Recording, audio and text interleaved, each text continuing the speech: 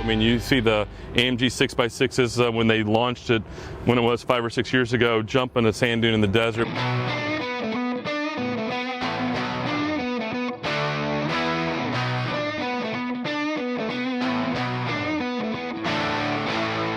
You know, guys, if nothing says America more than a pickup truck, then what do you do when you want to say America with a big old explanation? Well, there's one way you can do that, and that is go to Texas and get yourself one of these, and that is the Goliath 6x6. That's right, it's a Hennessy tuned and customized 6x6 truck. And coming up in this video, we're going to talk with the guy behind this truck. We're going to take it for a ride, and we're going to see what this bad boy is all about. Yep, it's America.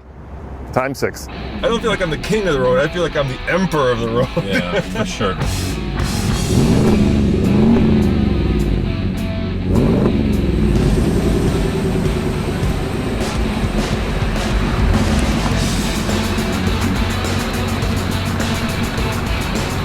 So John, here we are with the Goliath. Yeah, man. This is your what? Your third truck now that you've done? This is the first Goliath 6x6, and we're building another for a guy in Germany, and we've got a few other orders in the pipeline. Well, I meant third, like, specialty vehicle, right? You started with the Velociraptor, right? Which was kind of what put you on the map. Sure. Yeah, that was kind of the big beginning of our truck business about 10 years ago, and modified up till now a couple thousand Raptors.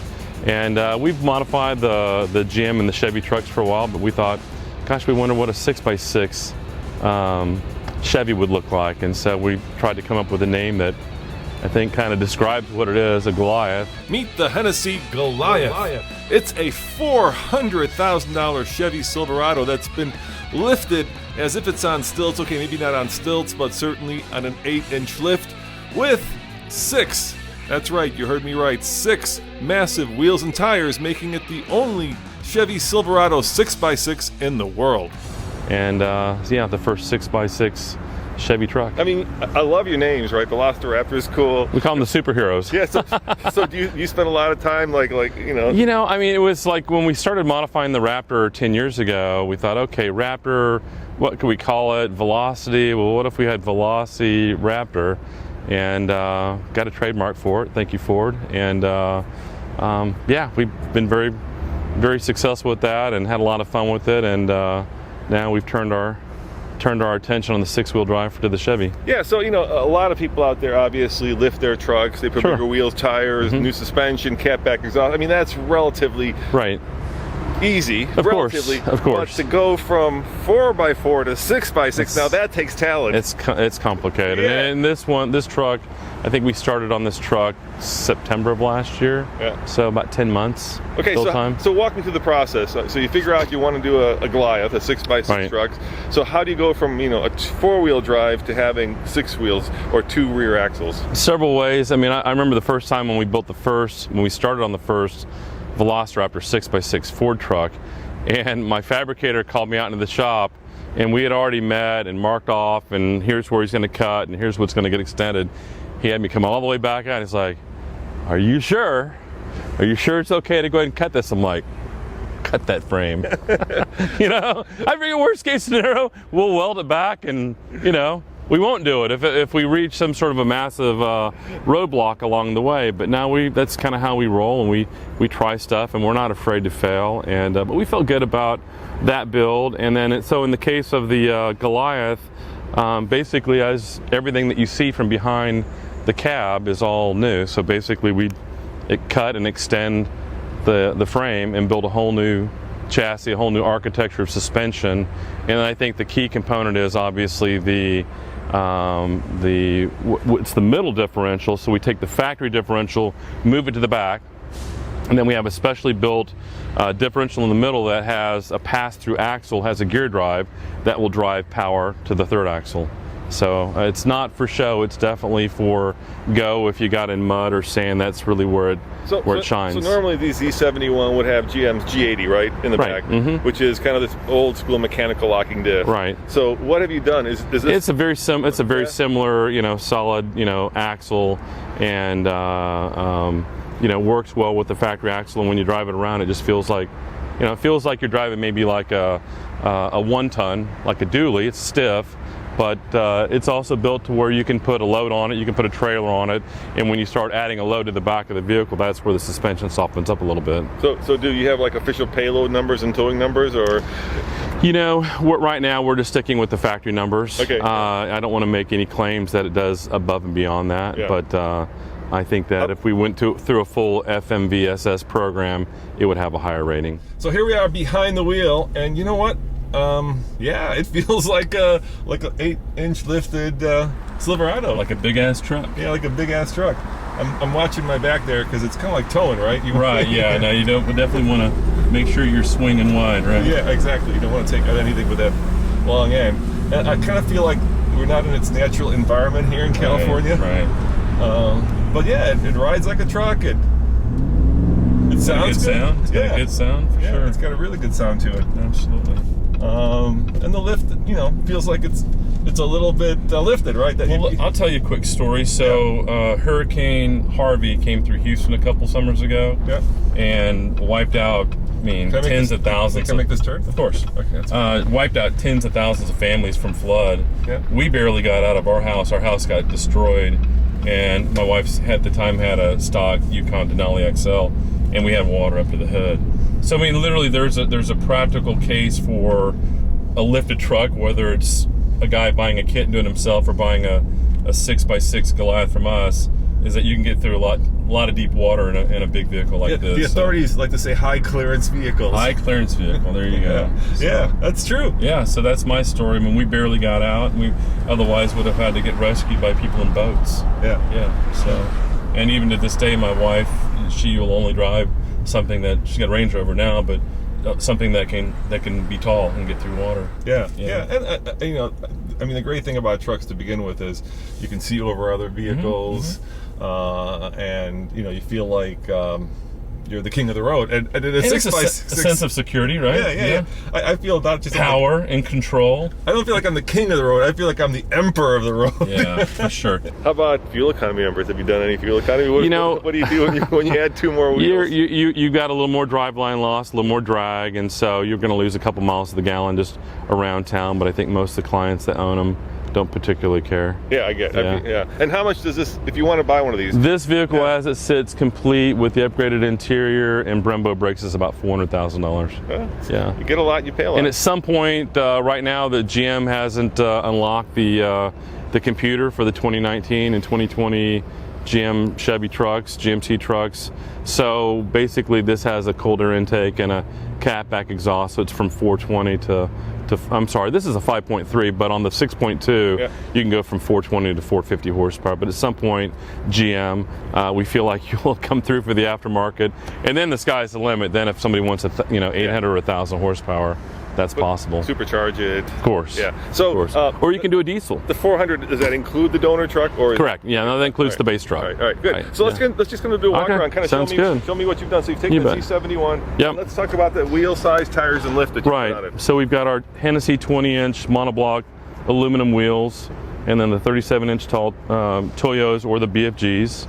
I love the fact that you've actually put bigger brakes on it. I remember I was doing a story on guys that were swapping out the SRT motor into the Wrangler, right? Sure. And they had these massive 500 horsepower, and nobody touched the brakes. And I'm like, if you're going to put that much power in the thing, it weighs a lot, right? You might want to be able to stop. Yeah. Plus, they look cool. And tell me about the suspension lift. One of the things that we felt like the truck needed to have the right proportions. So obviously, with the additional axle, the longer bed, the truck's basically almost 3 feet longer, that it also needed to go up. Yeah. Now, I didn't want it to go up so high to where my wife would want to get in one. Yeah. So I think we're right now kind of right at that limit. So when the drop down step comes down, it's like going to the gym and doing some proper, box steps. So how much of a lift is that? It's 8 inches. 8 inches. Okay, yeah, total. That's in total, including with the taller tire. And the 5.3 stock, except for the catback. Correct. And their side pipes, which is correct. Yeah. Let's see what you've done on the inside. Yeah, sure. So we've upgraded the leather, and it's got the Goliath logo in the seats and the red piping on the seats. And is that hard to do, or is that pretty straightforward? That's pretty straightforward. Respin it? No, they're reskinned. They're reskinned seats, factory seats, so nothing too radical. We like, as we were talking earlier, we like to build our vehicles, whether it's trucks, sports cars, muscle cars, to where if somebody's not a car person, they didn't know, they would look at the vehicle and think it could have come from the factory that way. Yeah, like you could see this on the showroom floor. And look, some of our customers want to do really wild custom stuff, and we do some of that. But again, we like very much a high quality OEM look. All right, and then of course you got the Catback Exhaust, which comes out in front of the first set of rear wheels. Correct. I'm saying that. Yeah, and look, we really kind of had to do it that way because there's so much going on suspension-wise in the back of the truck that it would have been a real challenge to try to snake pipes through there. And plus it looks cool. It looks cool, badass, for sure. So tell me, how much longer is the bed? The bed is about 20 inches longer. That's not too bad. Yeah, not too so bad. Basically like a long bed on a correct. on a regular truck. That's correct. And this is where the magic is, of course. This is where the magic is. So talk to me about, so you cut the frame, you extend it, and then how do you make these wheels and tires so that they don't crab? Because that's always the issue, right? With Well, I think part of it starts with the diff. I mean, I think that you have to have some articulation in the suspension, but also the diff is an open diff, so it'll basically, you have, it's not like it's locked to where if you're on a tight turn, you hear that inside tire chirping. So can you lock it, or does it not? No, it's not lockable. Right. The factory diff is lockable. So which one's the factory and which one's the rear diff is the factory diff. So we basically take the factory diff, move it to the back. Yep. We put our special axle that has the pass through the drive gear and the prop shaft going to the rear axle to get powered all. So you still have the button where you can lock this? Correct. Okay. Yep. So what happens if this one locks? This one just stays open. Right. So it doesn't create any kind of drivetrain binding. No. You'll hear the tires on the factory diff on a tight turn are going to chirp a little bit. Yeah, what I'm really surprised at is just how user-friendly this is, right? Because I did drive a few, maybe it's a year ago now, a 6x6 Wrangler pickup truck. It wasn't a Gladiator, it was a Wrangler, a local Californian modded to 6x6, and there was a little bit of crabbing in here. I have no sense for that. Yeah, we want to make it, all our vehicles, we like them to be as close to stock as possible, and obviously performance is primarily what we do, but in the case of the 6-wheel drive, we want our clients to be able to drive them and go wherever they want to go. When you first saw this, like when it was finished, right? What did you think to yourself? Did you think to yourself, yeah, we nailed it, or what was? I thought exactly that. I thought we nailed it. And I think when our team worked with our designer to render the vehicle, I mean, that was kind of the model that we're like measuring, like how close to our original rendering are we going to be? Yeah. And we went through a few different iterations, but I think when we have that original vision for what we want to make, sometimes it can pivot and take a twist or a turn in a different direction, but I think it's always cool to be able to fulfill the dream that you had for a certain vehicle build. And then how about this suspension setup where you took the leaf spring? Is that just the standard leaf spring that comes on the truck? No. It's all custom. Okay. How much weight are you adding to the truck? The truck is about 2,000 pounds heavier than stock. Why Chevy? Why not Ram? But everybody's got, they're fans for all brands, right? So right now our Ford business, our Ford truck business is with the Velociraptor has been incredible. But there's some guys like the owner of this truck, he's not going to buy a Ford. He's always been a Chevy guy. Yeah. And I think that the look of the new Chevy and GMC trucks, especially once we've done the Goliath treatment, I think it's a really pretty truck.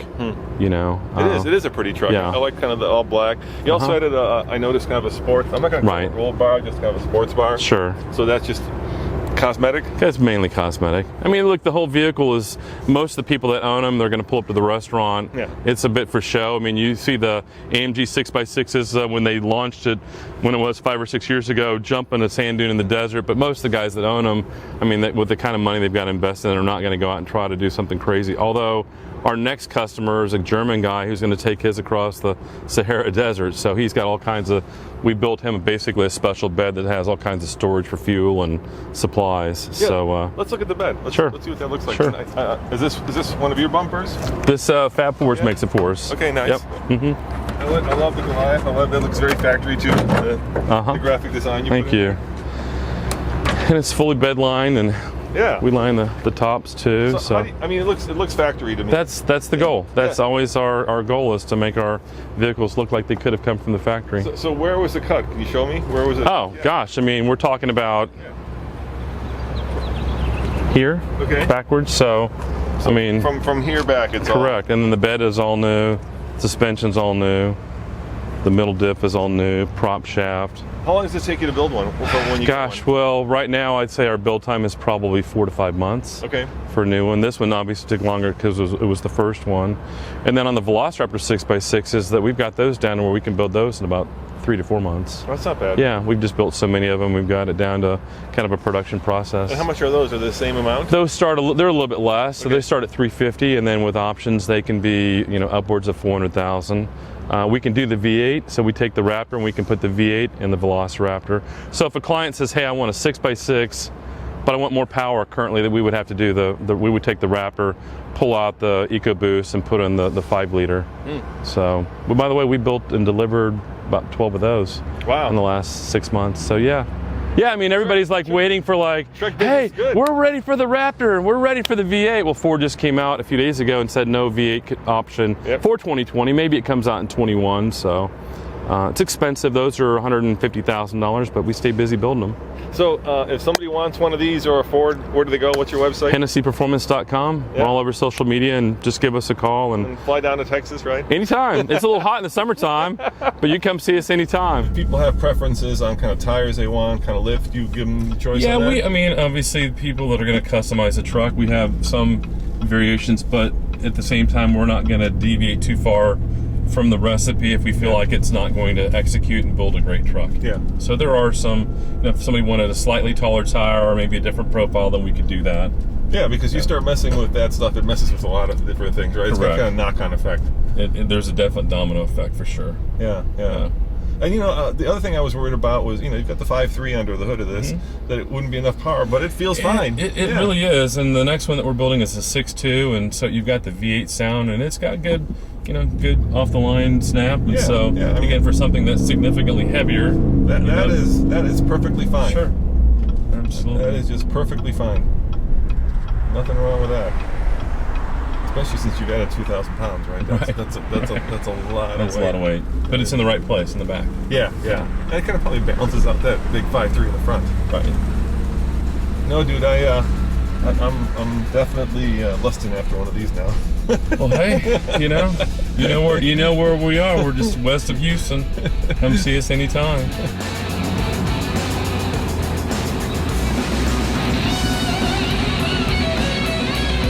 Yeah, so 400K ain't cheap. But then again, think of it this way. If you're gonna be the guy coming to your local Cars and Coffee or your local coffee shop and you show up in this, there ain't gonna be anybody in your neighborhood, probably in your state, that has a very similar one. So, how much is that worth to you? Well, I'll let you guys decide. As always, this is Roman reporting for the Fast Lane Truck. Check out tfltruck.com for more news, views, and of course, Goliath 6x6 reviews. See you guys next time. Ciao.